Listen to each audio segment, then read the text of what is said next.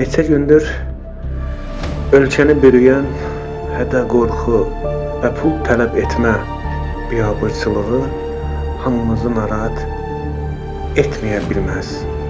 Təəssüf ki, bunu alqışlayanlar da var, alqışlamayanlar da. Amma insanlar anlamalıdırlar. Burada söhbət təkcə kimlərdənsə getmir. Burada yeni qurulan bir ailənin taleyi var. Ortada bir uşaq da var. Amma heç kim dayanıb demir, bu yol səhvdir və bu yoldan çəkinin. Birinci hissə, ikinci hissə, üçüncü hissə paylaşılacaq. Deyənlər artıq adi tənqid etmirlər. Bu açıq-aşkar kiminsə namusu üzərində sövdələşməyə çağırışdır. Namussuz çağırışdır. Bu şantajdır, alçaqlıqdır və bütün bunlarda utanmadan xalq üçün edirik adı altında təqdim edirlər. Xalq üçün edilən iş heç vaxt namusa, ailəyə, uşağa toxunmaz, heç vaxt. Bəli, bunu demək lazımdır. Prosesin adı kiber terror. Kiber terror.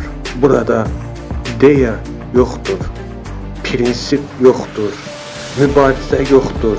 Burada yalnız pul var. Pul tələb etmək var. Hissə-hissə təzyiq var. Onlar birləşiblər, cütləşiblər, milyonlarla pul qazansınlar deyə.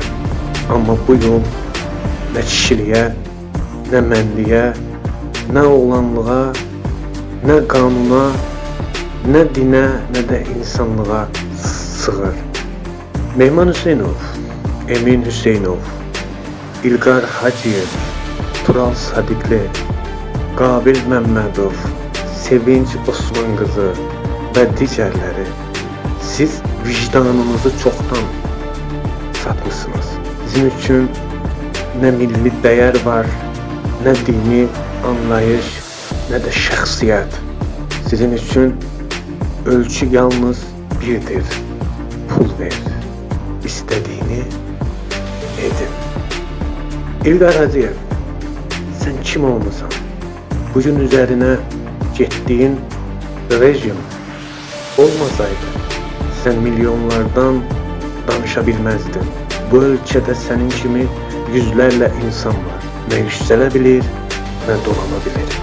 Amma sənə tenderlər verilirdi.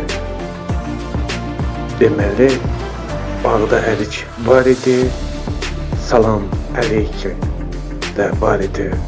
Bağda ərik qurtardı, salam əleyki qurtardı.